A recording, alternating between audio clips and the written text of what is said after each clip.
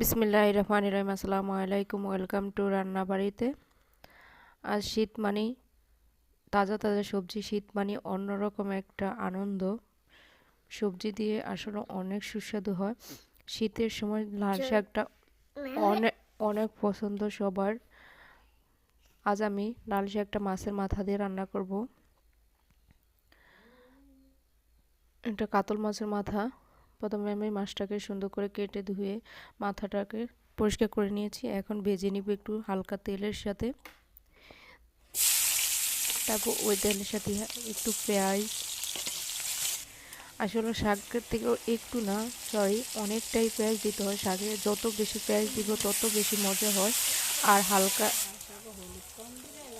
2 চা চামচের মতো রসুন বাটা দিয়ে হলুদের গুঁড়া, মরিচের গুঁড়া, লবণ দিয়ে পানিটা কষিয়ে নিব। কষানো পর্যন্ত অপেক্ষা করতে হবে। কষানো হয়ে গেছে, এখন আমি শাকগুলো আস্তে আস্তে দিয়ে দিব। শাকগুলোকে এভাবে নাড়াচাড়া করে নিলেই শাক তো একদম অনেকগুলো দেখা গেল শাক মজে একদম অল্প হয়ে যায়। এই তো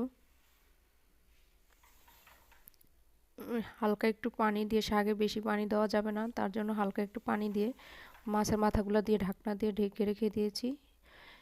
লাস্ট কাজ হলো, যত বেশি কাঁচা পেঁয়াজ দেওয়া যায় শাকে তত বেশি টেস্ট হয়, তত বেশি মজা হয়। একটু ঢাকনা দিয়ে ঢেকে 5 মিনিট রেখে দিলেই হবে। তোমরা রান্নাবাড়ির রেসিপি দেখার জন্য ধন্যবাদ। প্লিজ সাবস্ক্রাইব করো, শেয়ার করো, পাশে থাকো।